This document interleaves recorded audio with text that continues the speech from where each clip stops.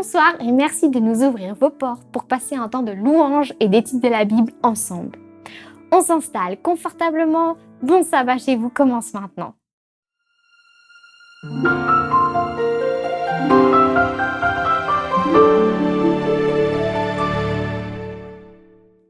Bienvenue pour ce début de sabbat ensemble. Ce soir, vous recevez ma visite, celle de notre invité qui va délivrer le message biblique, mais avant tout, c'est Dieu qui veut être avec vous. Il veut entrer en contact avec chacun d'entre nous pour faire du bien à notre âme. Nous profitons également de la présence des anges qui veulent louer Dieu avec nous. Alors chantons, on se retrouve juste après.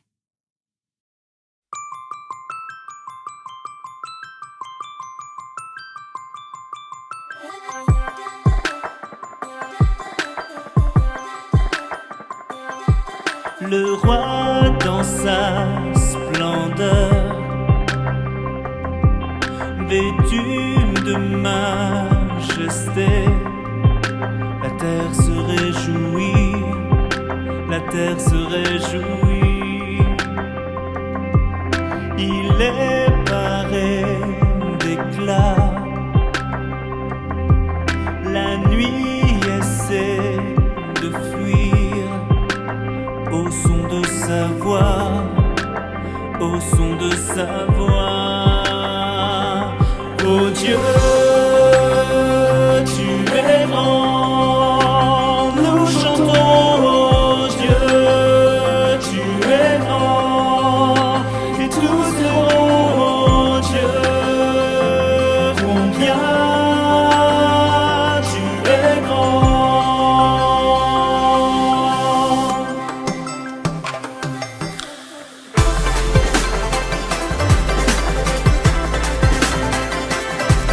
Car d'âge en âge, il règne. Le temps est dans sa main. Commencement et fin, commencement et fin. Le Père, le Fils, l'Esprit, Trinité divine. Le lion et l'agneau, le lion et l'agneau. Oh Dieu, tu es grand, nous chantons, oh Dieu, tu es grand, et tous verront, oh Dieu, combien tu es grand.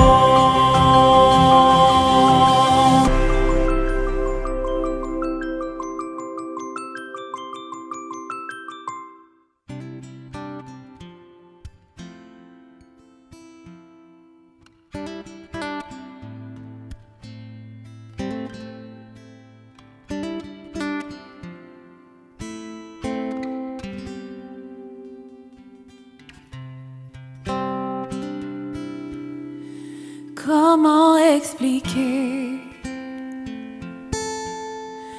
et comment décrire un amour si grand, si puissant que rien ne peut le contenir. Tu sais mes espoirs, Seigneur, tu sais mes craintes. Mes mots sont bien trop petits pour dire tout l'amour que j'ai pour toi. Alors entends mon cœur, mon esprit qui te loue. Entends le chant d'amour d'un enfant racheté. Je prendrai mes faibles mots pour te dire quel Dieu merveilleux tu es. Mais je ne pourrai pas te dire combien je t'aime. Alors entends mon cœur.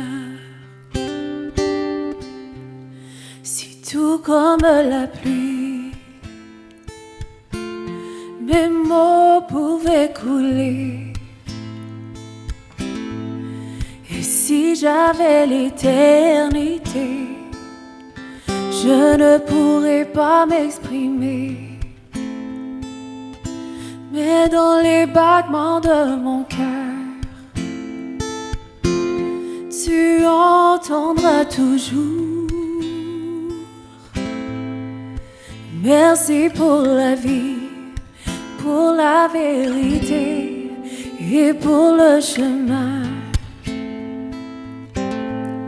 Alors entends mon cœur, mon esprit qui te loue.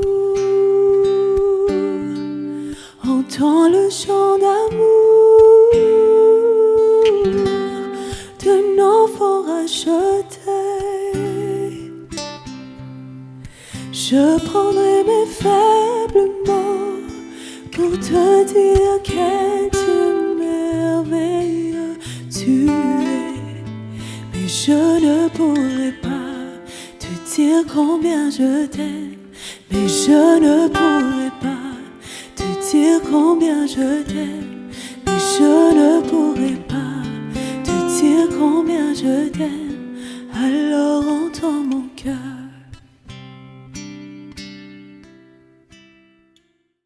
La Bible entière, du début jusqu'à sa fin, présente le caractère de Dieu qui se révèle à travers ses agissements et ses paroles envers les humains. Avec la même intensité, la Bible présente également le royaume de Dieu qui nous est révélé à travers des prophéties, des promesses et des paraboles. Ce soir, nous allons entendre la parabole du grain de moutarde. Spoiler, jardinier et amoureux de la nature, vous allez particulièrement apprécier cette courte parabole.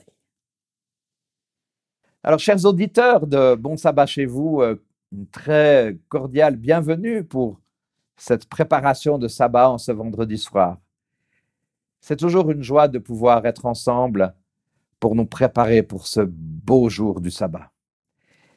Et c'est une joie aussi énorme parce que, en abordant les différentes paraboles, eh bien, il y a des éléments bibliques qui sont tellement importants et tellement justes dans notre vie. Ça nous permet, en abordant ces différentes paraboles, de nous laisser guider, nous laisser transformer par la puissance de l'amour de Dieu.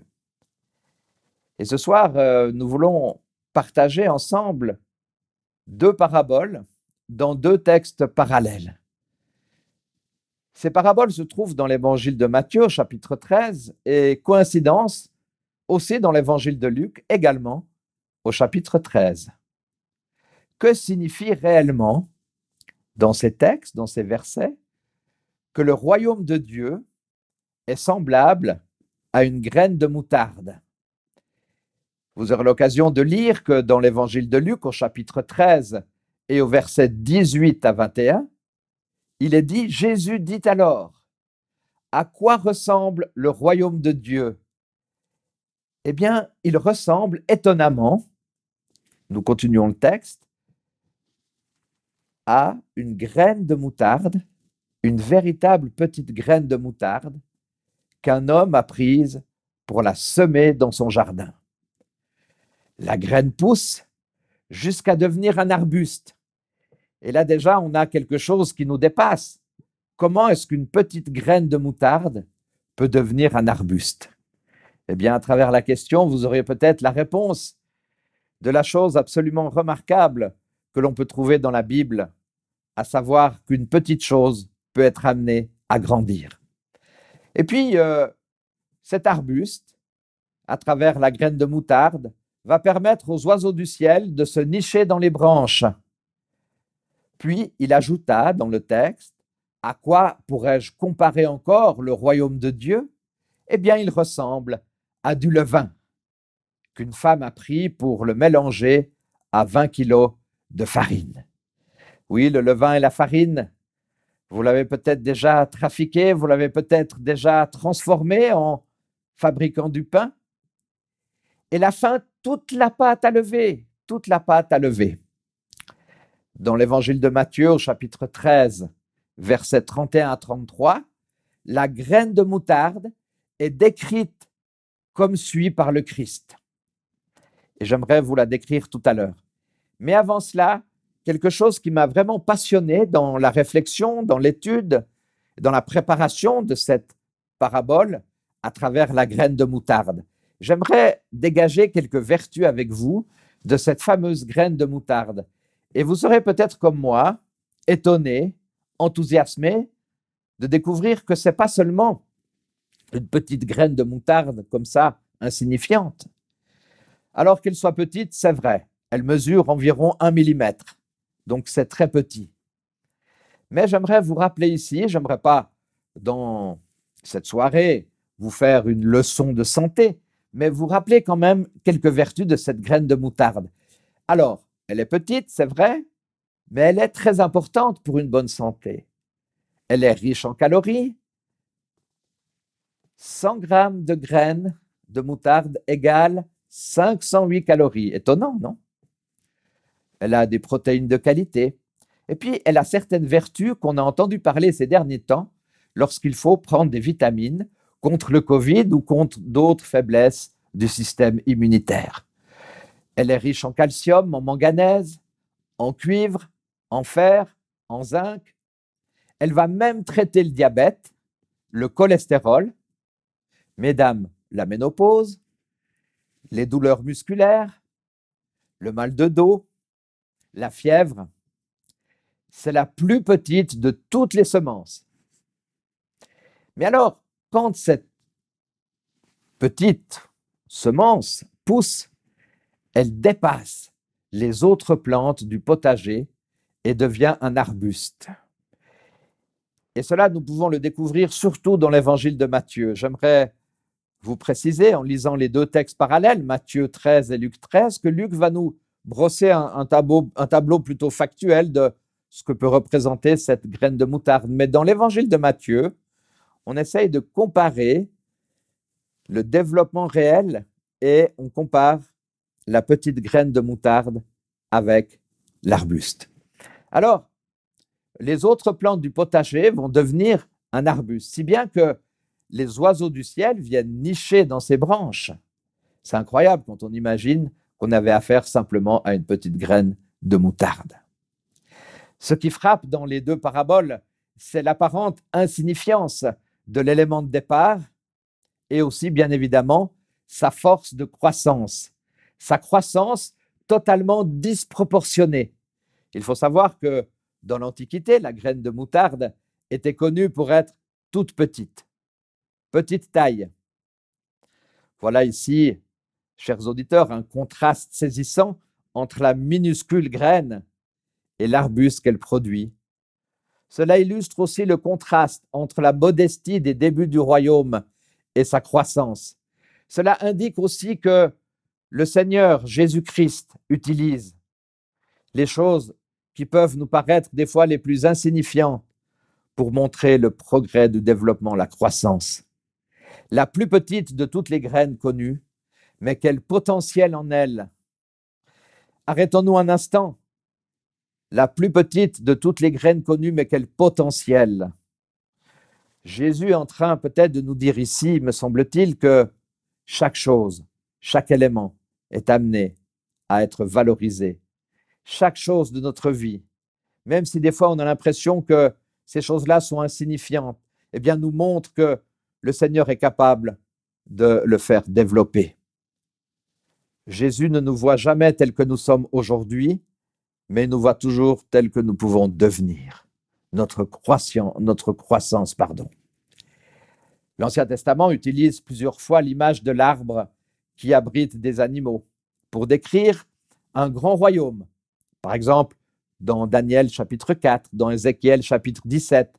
Vous pourrez relire ces textes tranquillement demain pour la journée du sabbat ou un autre jour. Eh bien voilà, les plans de Dieu s'accomplissent souvent de façon inattendue. Vous avez déjà remarqué que les plans de Dieu, quelquefois, s'accomplissent de façon inattendue? Des fois, on a des projets, on a des idées, on se fixe des objectifs et voilà que le Seigneur, il en a d'autres. Peut-être pas les mêmes qu'on aurait imaginés, mais des progrès, des choses inattendues. Alors, nous avons aussi dans cette double parabole, bien évidemment, je n'allais pas oublier le levain ou la levure qui semble très limité comme quantité, comparé d'ailleurs aux 20 kilos de farine. Et pourtant, c'est ce levain qui fait lever la pâte. Le levain pouvait, vous l'avez peut-être déjà découvert, symboliser le mal, mais il pouvait également être une image positive. Je ne vais pas lire ces versets maintenant, mais dans la parole de Dieu, au Lévitique, au chapitre 7 et au verset 13 et 14, au chapitre 23 et au verset 17, et aussi dans Deutéronome 16, verset 3. Je vais peut-être quand même vous prendre ce texte du Lévitique, chapitre 7, verset 13. On peut déjà le lire à partir du verset 11. « Voici la loi concernant le sacrifice de communion que l'on offre à l'Éternel. Si on l'offre comme une expression de sa reconnaissance, on offrira avec ce sacrifice de reconnaissance des gâteaux sans levain pétris à l'huile et des galettes sans levain arrosées d'huile, ainsi que des gâteaux faits de fleurs de farine pétris à l'huile. On présentera l'offrande sur des gâteaux de pain levé pour compléter le sacrifice de communion offert par reconnaissance. » On voit ici, chers auditeurs, que dans notre texte, c'est l'effet du levain, le centre. Il en va de même pour le royaume de Dieu. Au départ, il semble qu'il soit peut-être limité à bien peu de choses ou à peu de personnes, mais personne ne s'en soucie. Bien peu aperçoivent sa présence ou commencent véritablement à noter ses effets. Il ne se manifeste pas par le bruit des bottes. Il ne se manifeste pas par le vacarme de l'aviation militaire envahissant un pays ou par des sommes d'argent astronomiques versées ici ou là. Mais en fin de compte, parce qu'il s'agit du royaume de Dieu et non du royaume des hommes. Il envahit tout. Il offre sa protection aux plus faibles, comme les oiseaux du ciel qui nichent dans les branches de l'arbre dont parle la parabole. D'ailleurs, Jésus lui-même n'est pas venu, vous le savez, avec tambour et trompette, comme un souverain puissant.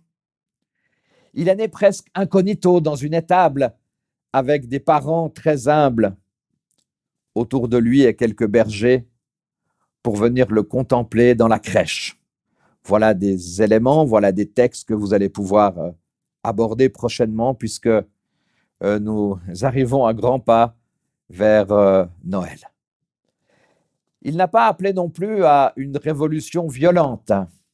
Il n'a pas soulevé les foules pour qu'elles renversent par la force les autorités romaines qui occupaient le pays. Mais la puissance de sa parole et de ses actes a finalement fait que 3 siècles plus tard, les empereurs romains ont reconnu que Jésus est le roi des rois. Et en ont même fait du christianisme la religion officielle de leur empire. Alors vous allez me dire, il n'y a pas eu que des bonnes choses lorsque c'était la religion officielle. On ne va pas parler de cela maintenant, mais il y a eu quand même un développement incroyable. Cela devrait remplir les croyants à la fois d'étonnement, de joie et d'espérance, puisqu'ils servent un roi humble, pas comme les autres. Moi, j'aime tellement cette humilité de Jésus. J'aime tellement le fait que Jésus aurait pu venir avec une telle puissance, une telle gloire. Il est glorieux, bien évidemment, mais il ne va pas utiliser sa gloire pour en jeter en pâture devant tout le monde. Il est resté humble. Peu importe ce qu'en pensent les autres, peu importe qu'on ne le remarque pas tout d'abord, l'important c'est de persévérer dans la voie du royaume de Dieu tous les jours de sa vie. L'importance, mes amis, de persévérer dans la voie du royaume de Dieu tous les jours de notre vie. Alors en terminant, j'aimerais simplement vous dire combien j'ai été passionné par la lecture de ces textes, à la fois dans l'évangile de Luc et dans l'évangile de Matthieu. Et j'aimerais rappeler ici que ce qui est remarquable, c'est que Jésus va donner des images, des paraboles de choses qui nous semblent insignifiantes, des choses qui nous semblent tout petites, une graine de moutarde, du levain, une graine de moutarde qui va devenir un arbre, du levain qui va ensuite faire lever la pâte. C'est des choses extraordinaires parce que Jésus utilise tous les jours notre potentiel. Et j'ai souvent entendu des personnes nous dire oui, mais moi, tu sais, je ne suis pas doué pour ci, je ne suis pas doué pour ça. Il y a telle ou telle personne dans l'Église qui peuvent faire plein de choses, mais moi pas. Le Seigneur va toujours nous utiliser. Le Seigneur ne nous voit jamais tel qu'on est aujourd'hui, mais il nous voit tel qu'on est demain. Le Seigneur voit toujours en nous un potentiel. Il voit toujours en nous des ressources extraordinaires qu'on peut mettre au service de l'Église, de nos amis, de notre famille. C'est ça le sens, à mon sens, me semble-t-il, de cette double parabole. C'est que Jésus va utiliser des choses qui nous paraissent incroyablement petites, mais pour réaliser des choses incroyablement grandes. Alors, je ne m'empêche pas à nouveau, pour terminer, de vous relire encore dans l'évangile de Luc, au chapitre 13 et au verset 18 à 21, pour que nous puissions garder encore une fois ce texte en mémoire pour cette belle préparation du sabbat. Luc 13, 18 à 21. Jésus dit: à quoi ressemble le royaume de Dieu? À quoi pourrait-on le comparer? Eh bien, il ressemble à une graine de moutarde qu'un homme a prise pour la semer dans son jardin, et la graine pousse jusqu'à devenir un arbuste, et les oiseaux du ciel nichent dans ses branches. À quoi comparais-je encore le royaume de Dieu? Il ressemble à du levain qu'une femme a pris pour le mélanger à 20 kilogrammes de farine, et à la fin, toute la pâte à lever. Alors, en conclusion, tenez-vous bien, une simple, petite, minuscule graine de moutarde, 1 millimètre, et puis aussi, eh bien, un petit peu de levain. Eh bien, ces deux éléments vont faire en sorte qu'on peut avoir un arbuste et aussi plusieurs kilos de pâtes qui vont être levées. Que le Seigneur nous bénisse, que le Seigneur nous garde et que le Seigneur nous fasse sentir que nous sommes importants aux yeux de Dieu. Le Seigneur ne nous aime pas seulement pour ce que nous faisons, pour nos performances, mais le Seigneur nous aime pour ce que nous sommes, parce que nous sommes les enfants de Dieu et nous sommes capables de réaliser des grandes choses entre ses mains et nous préparer toujours plus pour l'entrée de son royaume. Merci infiniment de pouvoir tous ensemble vivre cette nouvelle journée de sabbat en la présence du Seigneur. J'aimerais qu'on puisse terminer cette réflexion par une prière. Seigneur Dieu, nous voulons te remercier parce que tu nous as permis encore aujourd'hui, encore ce soir surtout, de partager cette double parabole qui nous montre combien tu es prêt à nous faire grandir, combien nous sommes capables d'être transformés par toi. Oui, tu es capable de faire des choses qui sont des fois incalculables, insoupçonnées, mais tu es capable de le faire pour nos vies. Alors nous voulons te dire merci Seigneur. Et que nous ayons tous ce sentiment, pas seulement un sentiment, mais cette certitude que nous sommes tous dans ton plan et que nous sommes tous capables de réaliser des grandes choses en toi. Au nom de Jésus. Amen. What if I were alive with the most amazing stories ever heard? What if I was a robber, taking things that I didn't earn? What if I was a killer, thought I think of taking another life? What if I was suicidal and the only life I want to take is mine? Would he love me? And would he forgive me? Would he save me and dare to use me?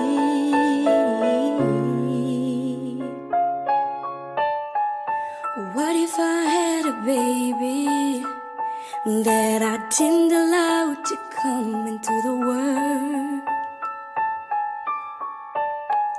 And what if I'm confused about whether I'm a boy or a girl? What if I took a husband away from his wife and his child? What if I said before I didn't believe in God and how will He love me?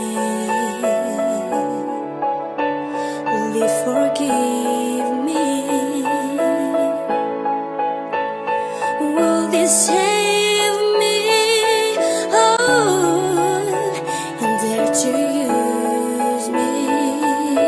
Oh.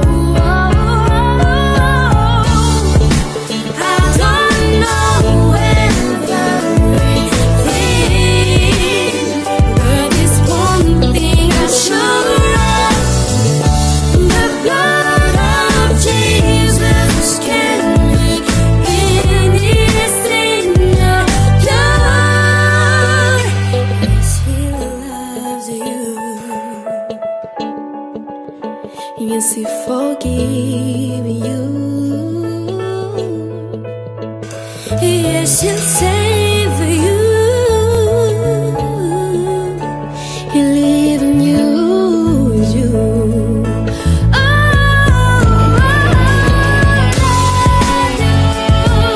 With unconditional love and forgive you. No matter what you've done, we will save you. Our God is mighty to save and use you. I'm a living witness,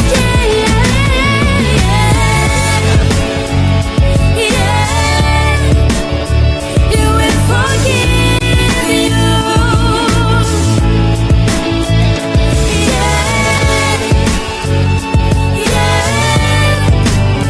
And He will save you.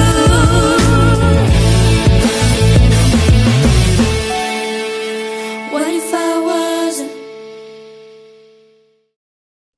Merci de nous avoir suivis ce soir.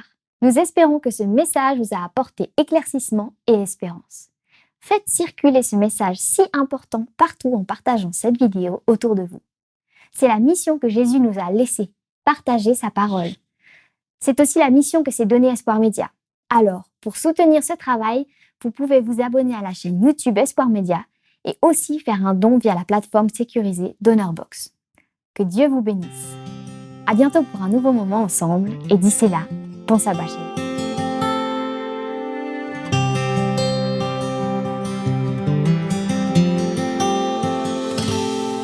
Souviens-toi du sabbat pour le sanctifier,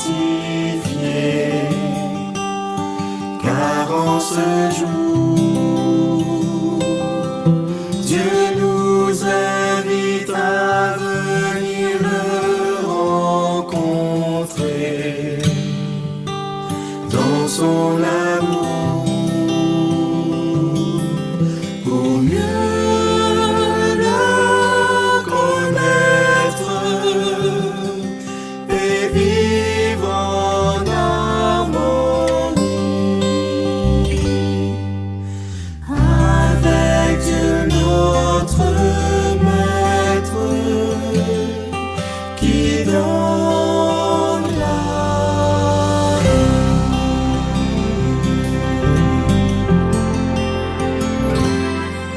entrons dans son temple avec des cantiques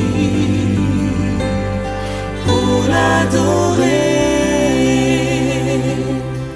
Remplissons ce lieu de nos voix de musique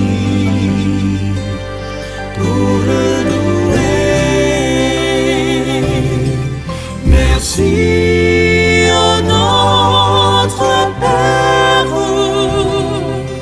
pour le jour du sabbat, pour ce point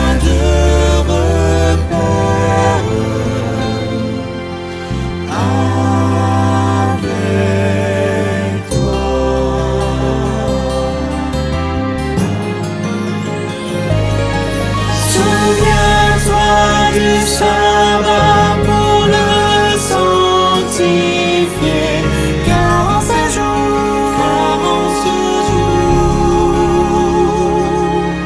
Dieu nous invite à venir le rencontrer dans son amour,